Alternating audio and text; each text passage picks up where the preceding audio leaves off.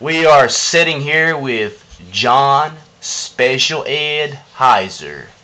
We're sitting here at the hotel in New Tazewell, Tennessee. He's got an upcoming fight at Warrior Fighting Challenge 93 tomorrow. He's facing Andrew Neighbor at a catch weight of 140 pounds. First of all, we're going to talk about your last fight against Kevin Cantley at the MMA Big Show Relentless event in Covington, Kentucky. You suffered your first ever defeat of a sanctioned fight.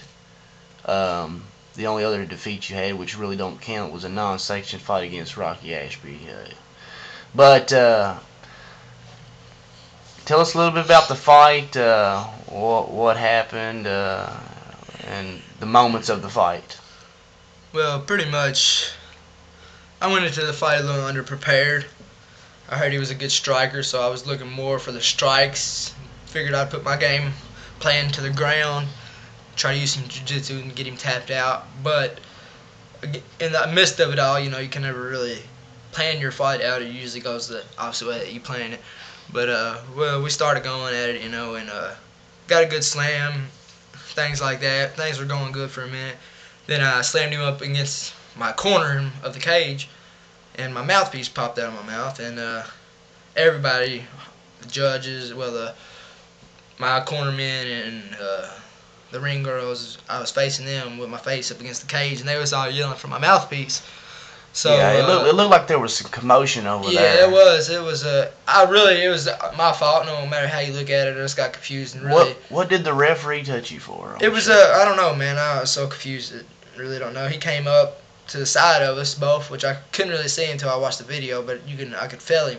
He grabbed out to me and touched me, and I thought they was stopping the fight, really, honestly. To restart it? Yeah, I thought I was going to get my mouthpiece. I didn't know there was a rule. If your mouthpiece fell out, you just went with the flow. And then apparently that's what it was after the end of the fight. And I backed off of my opponent, left my defense down, and he grabbed me in a tight guillotine choke. So he tapped me out with a guillotine choke. It looked like you pretty much gave him that choke because you threw your arms up in the air and looked like, what the hell? Yeah, I was just really confused, man. When he put me in the guillotine choke and took me down, I didn't know what to do. You can see my arms up in the air like this because I thought they were stopping the fight. Well, and it just. I got another question. There was also some confusion. Originally, you were supposed to fight at 135 pounds, and at the weigh-ins, they wasn't going to let you fight at first, No. But you and Kevin agreed to fight. And yeah, I had to fight up weight. He weighed in at 146 pounds, and you weighed in at 131 pounds. Yeah. So he outweighed you by 14 pounds. 15, 14 16, pounds. 15 pounds, something like that. Yeah, that's correct. Okay, well, enough about that. Are you planning on fighting for the MMA Big Show in the future, any future events? Well, yeah, I've signed my contract with them. I have 3 upcoming fights, December 27th, February, and January, I think. Okay. Enough about the MMA Big Show. What do you know about your opponent for tomorrow, Andrew Neighbor? Honestly, didn't even know his name till just then. Really, I've just been preparing. Honestly, I'm just looking to go in and come out with the win. Reclaim my throne as a winner instead of a loser. So, pretty much I'm just going to work. Are you going to do anything different in this fight than you did the last fight? I'm just going to come out like a maniac, probably. I'm gonna give it my all this time. Let's say that.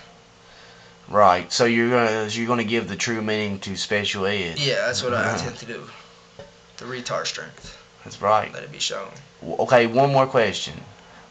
During your fight, back to the MMA Big Show, when you took him down and you pulled guard on Kevin Cantley, yeah, there was a moment when you said, "There it is, baby." Yeah. What was going through your mind then? Oh man, I don't know. I just get burst of energy when my adrenaline gets going, and I lose all control. I've heard from several people that you are a maniac inside there, and you get so hyper you can't really control what you're doing. Once my adrenaline gets to a certain point, I kind of lose all focus and go a little wild, I guess you could say. Well, listen, it's good talking to you. Thank you for this interview, and hopefully we'll be giving you a post-fight interview after your fight tomorrow and after you bring home the W. I hope so. Thank you for your time. Yep, be good.